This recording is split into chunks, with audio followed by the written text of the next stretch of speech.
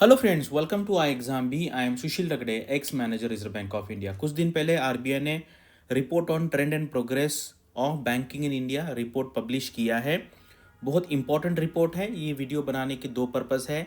एक है RBI interview का जो अभी चल रहा है प्रोसेस, वो अभी 50-60% लोगों का इंटरव्यू ऑलरेडी हो चुका है और उन्होंने जिनसे मैं कांटेक्ट में हूँ मैंने उनको ऑलरेडी बताया है। मॉक इंटरव्यू में भी मैंने ये क्वेश्चन पूछे हैं और जिनका आने वाले टाइम में इंटरव्यू है, क्योंकि 10 तारीख तक जनवरी तक इंटरव्यू चलेंगे, तो उनके लिए क्या क्या करना है इसमें से, क्योंकि काफ़ी बड़ा होता है ये, तो अभी लिमिटेड टाइम में इसको कैसे पढ़ना है वो देखेंगे।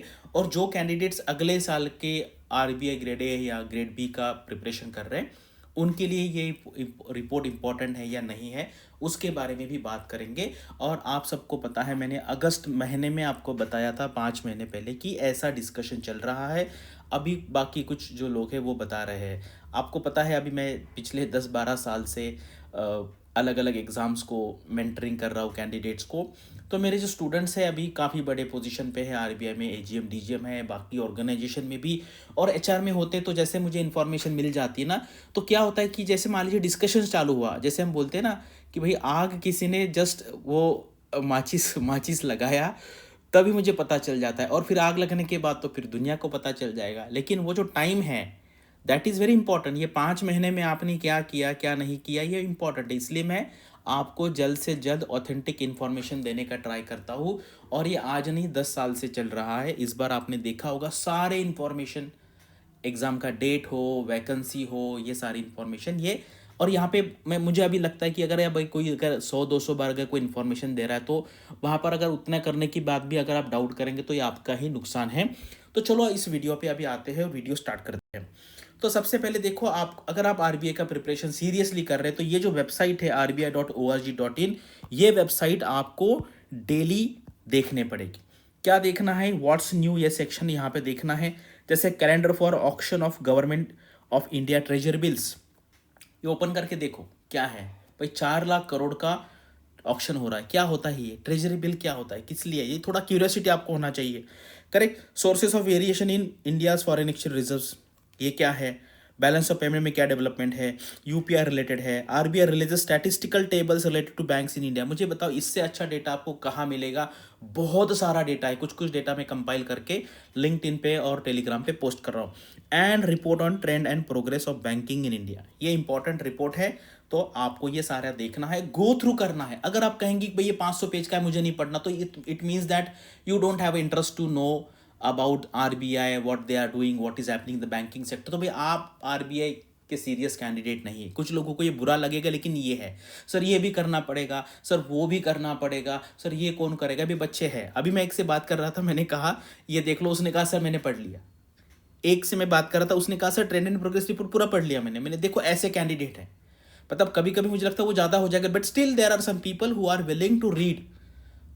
ये ऐसे है। तो आप देखो भाई आपको किस टाइप का होना है। अगर आरबीआई में जाना है तो उतना मेहनत करना पड़ेगा। एंड मैंने देखा है बस 90% लोगों को बस विश है कि भाई मुझे आरबीआई में जाना है, करने को बोलेंगे तो नहीं। अभी एसबीआई पे, और आप देखो मतलब यूट्यूब पे भी वीडियो देखो भाई, लोगों को ना एग्जाम के बारे में डिस्कशन करने में मजा आएगा। भाई एसबीआई पीओ में 600 वैकेंसी आएगी, करेक्ट। और हम भी कभी कभी वैसे वीडियो बनाते हैं क्योंकि बच्चों को वैसे वीडियो देखना ही मजा आता है। अगर मैं 10 क्वेश्चन सॉल्व करके वीडियो बनाऊं तो भी किसी को देखने में मजा, इंटरेस्ट नहीं है उसमें। क्या होगा, इतनी वैकेंसी कम आई, मैं वीडियो बना सकता हूँ कि भाई अभी 600 वैकेंसी कम आई, अगले 10 साल के लिए कैसे आ सकती है, इसका वीडियो मैं बना सकता हूँ और लोग भी देखेंगे। करें, आरबीआई में कितनी वैकेंसी आ सकती है, आरबीआई गेट बी ऑफिसर का घर कैसे होता है, उसका डेली रूटीन क्या होता है, वो सुबह चाय कैसे बनाता है, ये सब लोग देखेंगे क्योंकि लोगों को ये देखने में ही मजा आ जाता है। आईएएस ऑफिसर के पीछे कितने लोग भागते हैं, उसकी गाड़ी कैसी है, करेक्ट। तो ये बीच में देखो, ये जो है ना, ये यही इंपॉर्टेंट लेसन है भाई। ये तो पढ़ लेंगे आप, लेकिन ये चीज़ आपको कोई बताता नहीं है जनरली। चलो ठीक। तो देखो ये अभी क्या है, अभी जिनका इंटरव्यू है ना, तो मिनिमम एक्सपेक्टेशन है कि 1 2 3 4 5 6, बस इतना ही पढ़ लीजिए, ओनली 6 पॉइंट्स। लेकिन ये अभी 6 ही लाइन है, तो भाई इसको 10 बार पढ़ लीजिए और रट्टा लगा लीजिए। वो मान लीजिए आपको पूछेंगे इंटरव्यू में, डेफिनेटली पूछेंगे कि have you seen the trend and progress report, तो आपका आंसर होना चाहिए यस सर। करेक्ट सर, अब ये भी रिसेंटली आया है, कौन सा एक्ट है क्या है वो बता दीजिए, मैं आपको दिखा दूंगा। And these are the observation, they are also not expecting that you should know everything, but there are candidates, मैंने बोला है आपको कुछ कैंडिडेट्स उन्होंने पढ़ लिया पूरा। ठीक है भाई, अगर आरबीआई में जाना है तो उतनी मेहनत तो करनी पड़ेगी। एक दिन में अगर आप 10-12 घंटे देंगे, 2-3 दिन में ये हो जाएगा। करेक्ट, तो ये हो गया मिनिमम क्या है, this is the minimum expectation जो अभी इस साल इंटरव्यू देंगे, आजकल परसों जो है रिमेनिंग, इतना एक्सपेक्टेशन मिनिमम है। ठीक है, उसके बाद क्या है ये देखो, section 36(2) of the banking regulation act, RBI act के हिसाब से नहीं है, बैंकिंग रेगुलेशन एक्ट के सेक्शन 36(2) में ये लिखा है, और ये क्वेश्चन बाकी एग्जाम्स के जीए में आ चुका है। ठीक है, ये हो गया, पता चल गया, ये इंपॉर्टेंट चीज है। उसके बाद ऐसा एक लेटर जाता है, ठीक है, आरबीआई गवर्नर, देखो अभी सर की साइन देखो, मैंने फर्स्ट टाइम लिखी है, ठीक है, संजय मल्होत्रा सर की साइन, और अभी ये साइन आपके नोट पे आ जाएगी। 1 रुपए छोड़ के, 1 रुपए भी किसकी साइन होती है, फाइनेंस सेक्रेटरी की साइन होती है। बाकी 2 रुपए से आगे 5,000 10,000 तक जो आरबीआई नोट निकलता है मैक्सिमम, वो आएंगे तो उस पर आरबीआई गवर्नर की सिग्नेचर होती है। ये हमें एडिशनल इन्फॉर्मेशन पता होना चाहिए। लेटर ऑफ ट्रांसमिटल होता है, यानी कि जो रिपोर्ट जाएगा उसके साथ ये लेटर जाएगा। अभी यहाँ पे क्या है, थोड़ी अगर आपको और थोड़ा जानना है तो वो पूछेंगे ठीक है पढ़ा है बताइए क्या है, तो आप बोल सकते sir chapters name, chapter name बता दो। लास्ट टाइम मुझे आता एक को पूछा था उन्होंने, 2-3 चैप्टर के नेम बता दो। ये क्या होता है, वो टेस्ट करते हैं कि भाई आपने सच में पढ़ा है क्या। अगर किसी ने पढ़ा है तो कितने 6 चैप्टर से यहाँ पे, तो भी इसके नाम एटलीस्ट याद कर लो, यानी कि you can prove that you have really gone through the report. ये हो गया, ठीक है। अभी क्या है, अभी बॉक्सेस, अभी मान लीजिए मैंने पहले बताया वो 6 पॉइंट्स, उसके बाद कौन सा एक्ट है, कौन सा सेक्शन है, चैप्टर के नाम है। अभी क्या करना है, ये बॉक्सेस जो होते हैं ये बहुत इंपॉर्टेंट, और अगले साल का भी जो एग्जाम प्रिपरेशन करे भाई उनके लिए भी है ये, करे, क्योंकि ये रिपोर्ट एज सच रिपोर्ट नहीं है, पूरे इकोनॉमी का हमारा क्या कहते हैं पूरा पिक्चर है, ग्रॉस पिक्चर है, आपको सब कुछ समझ में आएगा।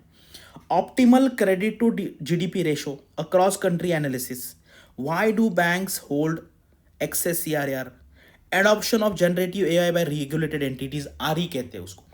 ये आपको पढ़ना है 1 2 3 4 5 6 7 8 9 10। अगर आपके पास टाइम है and if you have the interest, तो इंटरव्यू वाले कैंडिडेट्स भी और अगले साल वाले ये पढ़ लीजिए, आपका भी ग्रॉस अंडरस्टैंडिंग बहुत बढ़ेगा। इंटरव्यू में फायदा होगा, डिस्क्रिप्टिव आंसर राइटिंग में फायदा होगा, ऑब्जेक्टिव क्वेश्चन समझने में फायदा होगा। जितना ज़्यादा आप पढ़ोगे उतना अंडरस्टैंडिंग आपका बढ़ते रहेगा इकोनॉमी का। देखो किसी का भी अंडरस्टैंडिंग 0 नहीं होता है और किसी का भी 100 नहीं होता, हम सारे इन बिटवीन होते हैं। मैं अभी पिछले 15-20 साल से पढ़ रहा हूँ, तो मैं कहता हूँ मेरा अंडरस्टैंडिंग 75 to 80% होगा, क्योंकि बहुत सारी नई नई चीज़ें आती है। और आपका अंडरस्टैंडिंग मान लीजिए 20-25-30% होगा, कुछ लोगों का 50 होगा। तो ये अंडरस्टैंडिंग हमें कंटिन्यूसली बढ़ाना है, जितना आप ज़्यादा पढ़ेंगे आपका उतना अंडरस्टैंडिंग बढ़ेगा। अभी देखो लिस्ट ऑफ एब्रीविएशन, ये भी करना है। अभी अगले इस साल इंटरव्यू वाले कैंडिडेट्स को जरूरी नहीं है, लेकिन जो अगले साल का प्रिपरेशन कर रहे हैं, क्योंकि एग्जाम में कभी कभी एब्रीविएशंस आ जाते हैं और आपको पता चलेगा कि भी ऐसे नाम की कुछ इंस्टीट्यूशन है, ऐसा कुछ कंसेप्ट है। ये देखो ये सारे कंसेप्ट, ये देखो ये VRRR क्या होता है, variable rate reverse repo. At least पहले फुल फॉर्म पता होना चाहिए, बाद में हम देख सकते कि वो उसका मतलब क्या है। अभी देखो अभी क्या करना है, अगर आपको और थोड़ा सा ज़्यादा पढ़ना है तो हर चैप्टर 6 चैप्टर्स है, तो उसका जो इंट्रोडक्शन पार्ट है, यानी कि जो 1.1 है, 1.2, 1.3, 1.4, जब तक वो सेकंड पॉइंट स्टार्ट नहीं होता है उसको कहते हैं first introduction and overall assessment. ये फर्स्ट चैप्टर का इंट्रोडक्शन है, कंक्लूजन है, इतना आप पढ़ लो, ठीक है। उसके बाद देखो नेट एसेट क्वालिटी, इसका ये क्या है, नॉन परफॉर्मिंग लोन्स, यानी कि जितने लोन दिए हैं उसमें से नॉन परफॉर्मिंग कितने हैं, यानी कि कोई एनपीए हो गया, यानी कि उसका कुछ ईएमआई नहीं आ रहा है, उसका इंस्टॉलमेंट नहीं आ रहा है। तो अभी यहाँ पे देखो ये है एडवांस इकोनॉमीज, ये है यूरोपियन एरिया, ये है emerging market and developing economies, उसको EMDEs भी कहते हैं या EMEs भी कहते हैं। इंडिया का देखो रेशो कितना है, 1.72। अभी चाइना का देखो, जिसका जिसका कम है इंडिया से, मैंने देखो चाइना का कितना है, नेदरलैंड्स है, आयरलैंड है, ये Australia, Canada, Denmark, UK and US. इसका मतलब यह है कि आप ये कंक्लूजन इससे निकाल सकते हैं कि भाई जो कंट्रीज एडवांस कंट्रीज है वहाँ पे क्रेडिट अप्रेजल, क्रेडिट मॉनिटरिंग अच्छे तरीके से होता है, वहाँ पर NPL जो है ये जो NPL नॉन परफॉर्मिंग लोन जो है उसका रेशो कम होता है। ये एक थोड़ा सा कोरिलेशन हम देख सकते हैं, ठीक है। और इंडिया का देखो कैसे इंप्रूव हो रहा है, देखो ये अच्छी तरीके से हम आगे आगे जा रहे हैं। अभी रिसेंट डेटा यहाँ पे अवेलेबल नहीं है। उसके बाद ये क्या, distribution of top 100 global banks tier 1 capital. Tier 1 capital यानी कि जो कोर कैपिटल होता है, और जितना कोर कैपिटल उतनी हमारी लैंडिंग कैपेसिटी बढ़ती है, ये आप सबको पता होगा। अगर आप यहाँ पे देखेंगे बहुत बार हम इंडिया का चाइना का कंपैरिजन करते हैं, भाई हम कंपैरिजन में है ही नहीं। वो इतने बड़े हैं कि हम कितने भी फास्ट जाएंगे तो उसको पकड़ना मुश्किल है। कभी कभी क्या होता है इस चीज़ में हम इमोशनल हो जाते हैं, लेकिन अगर आप डेटा देखेंगे 21 बैंक से टॉप 100 में यूएस 13 है, मतलब अभी यूएस भी स्ट्रगल कर रहा है चाइना को compete करना, और इंडिया में 3 है। ये देखो ओवरऑल अगर पूरा वर्ल्ड का है तो चाइना एक ऐसा कंट्री है कि भाई इतना बड़ा इसका शेयर है। करेक्ट। ये है फिर ई एम डी ईज, ये है एक्स चाइना छोड़ के कितनी है, ये देखो ये है चाइना छोड़ के इतनी है। मतलब सारी इमर्जिंग मार्केट एंड ये हम इकोनॉमिक्स देख लेंगे तो भी चाइना उससे बहुत ज़्यादा है। अब ये क्वेश्चन आ सकता है कि भाई ये जो जनरेटिव एआई है रेगुलेटेड एंटिटी से, देखो ये रेगुलेटेड एंटिटी से क्या, मैं आपको आगे की स्लाइड में दिखाऊंगा वो कहाँ कहाँ यूज़ कर सकते हैं। चैटबॉट में है, करेक्ट, डॉक्यूमेंट समराइजेशन है, एम्प्लॉय एसेट है, फ्रॉड एनालिसिस है, फोरकास्टिंग है, कोड जनरेशन है, टैलेंट एक्विजिशन अदर्स, और पोटेंशियल यूज केसेस कहाँ कहाँ हो सकता है। ये इंटरव्यू में क्वेश्चन आ सकता है। डिजिटल पेमेंट इंडेक्स, देखो जब स्टार्ट किया था हमने मार्च 18 में तब 100 था, अभी बढ़ रहा है क्योंकि हम डिजिटल पेमेंट में नई नई इनोवेशंस कर रहे हैं। करेक्ट। तो यहाँ पे काफ़ी हम प्रोग्रेस कर रहे हैं डिजिटल पेमेंट इंडेक्स में। ये भी क्वेश्चन इंटरव्यू में पूछा जाता है कि ये क्या है, बेस ईयर क्या था और अभी क्या चल रहा है। अभी देखो disclosure framework on climate related financial risk क्या क्या है, गवर्नेंस है, स्ट्रेटेजी है, रिस्क मैनेजमेंट है, मेट्रिक्स एंड टारगेट्स क्या क्या यहाँ पे देखे जाते हैं। अब ये देखो why do banks hold excess CRAR, या इसको आप CAR भी कहते हैं, कैपिटल एडिक्वेसी रेशो और capital to risk weighted asset ratio, ऐसा भी यहाँ पे कहते हैं। ठीक है, ये आप पढ़ लीजिए, ये बहुत इंपॉर्टेंट है क्योंकि भाई CRAR अगर 9 है तो बैंक 9 से ज़्यादा रखना लॉस है। बताइए कमेंट सेक्शन में, if some bank is holding 15% CRAR और 20% CRR, whether it is good और बैड, तो कमेंट सेक्शन में लिखिए।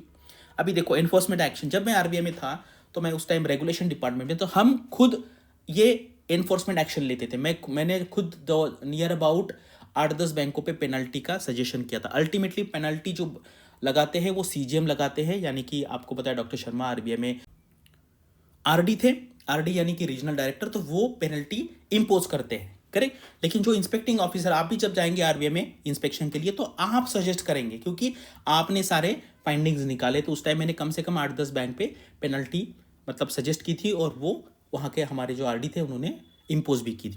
अभी क्या है इसके लिए ना, वो क्या होता था कभी कभी फिर उसमें सेंट्रलाइजेशन नहीं था। करेक्ट। अभी क्या होता है सारी पेनल्टी एनफोर्समेंट डिपार्टमेंट, मेरे टाइम पे ये डिपार्टमेंट नहीं था, अभी आप देखो ये सारे डिपार्टमेंट है और ये रेगुलेटेड एंटिटीज क्या है। तो हमें क्वेश्चन आ सकता है फिर रेगुलेटेड एंटिटी क्या है RBI, private sector bank, public sector bank, cooperative bank, foreign bank, payment bank, small finance bank, RRBs है, एनबीएफसीज है, हाउसिंग फाइनेंस कंपनीज है, क्रेडिट इन्फॉर्मेशन कंपनी, तो ये सारी रेगुलेटेड एंटिटीज है जैसे पब्लिक सेक्टर बैंक से इन्होंने स्टार्ट किया। ठीक है, तो आप देख सकते हैं कितनी कितनी पेनल्टी इंपोज की। नंबर याद रखना जरूरी नहीं, लेकिन इससे आपको ये इंफॉर्मेशन मिलेगी, कुछ स्टैटिक पार्ट मिलेगा, कुछ आपको डायनामिक पार्ट मिलेगा। ठीक है। और अगर आपको मेरा पढ़ाना अच्छा लगता है, हमारे बाकी फैकल्टीज़ हैं, डॉक्टर शर्मा हैं, doctor Sharma at present ISB में पढ़ाते हैं, IIM अहमदाबाद में पढ़ाते हैं इंग्लिश, IIM अदर भी IIM में पढ़ाते हैं। करेक्ट। और वो हमारे यहाँ पे भी पढ़ाते हैं। अगर आपको सीखना है ऐसे फैकल्टी से आप तो हमारा ऑप्शन सेलेक्ट कर सकते हैं। वैसा कोई भी डिसाइड कीजिए, भाई आपका जो अंडर डिसीजन है वो खुद लेना है, किसी के बहकावे में नहीं आना है। कोई कुछ भी बोलेगा मैं बोलूँगा भाई मेरा अच्छा है, वो बोलेगा उसका अच्छा है, वो बोलेगा उसका अच्छा है। अगर आपको आरबीआई में जाना है तो इतना डिसीजन मेकिंग पावर आपको खुद के पास होना चाहिए, किसी को पूछना नहीं भाई कि कहाँ जाओ क्या जाओ। आप है अभी ग्रेजुएट हो चुके हो, मैच्योर हो चुके हो, आप वोटिंग करते हैं, आरबीआई में मैनेजर बनने का ख्वाब देखते हैं, तो ये डिसीजन मेकिंग आपको आनी चाहिए। सब लोगों को सुनो और आपको जो लगता है वो करो। ठीक है। उसके बाद मैं पढ़ाता हूँ, आपको मेरी स्टाइल अच्छी लगती है तो आप डिसीजन ले सकते हैं, आप खुद भी पढ़ सकते हैं, ऐसा कुछ नहीं। अगर आपके पास कोई मेंटर है जो आपको इंडिविजुअल गाइड करेगा, फिर CP जोशी सर है, प्राची मैम है, तुषार सर है, तो अभी एक इसका स्ट्रैटेजी क्लास मैंने लिया था 28 को, अगर आप ज्वाइन करेंगे तो आपको उसका रिकॉर्डिंग मिल जाएगा। ये सारी बातें हैं और ऐसे रिपोर्ट्स आपको पढ़ने हैं भाई। अगर आपको नहीं पढ़ने हैं तो आपको खुद को एक बार फिर से पूछना पड़ेगा। खुद को पूछो कि भाई आपके पास मतलब उतना टाइम है, उतनी एनर्जी है, आपका उतना डिज़ायर है आरबीआई के बारे में जानने का, प्रिपरेशन करने का, कितने मेहनत करने का, तब यहाँ पे कीजिए। और उसके पहले कहीं ना कहीं दूसरे जगह पे जॉब लेने का ट्राई कीजिए। जॉब वाले लड़के भी लड़कियाँ भी यहाँ पे सेलेक्ट होती है। डेली बस आपको 3 घंटे सिस्टमेटिक वे में पढ़ाई करनी है, जब छुट्टी होती है तो 8 घंटे पढ़ाई करनी है। इतना अगर आप सिस्टमेटिकली करेंगे तो आरबीआई का जो जॉब है विथ आपका अदर जॉब भी आप प्रिपरेशन कर सकते हैं। अगर आपको इससे बारे में कोई क्वेरी है तो आप कमेंट सेक्शन में पूछ सकते हैं. Thanks for watching this video and all the best for your studies and upcoming examinations.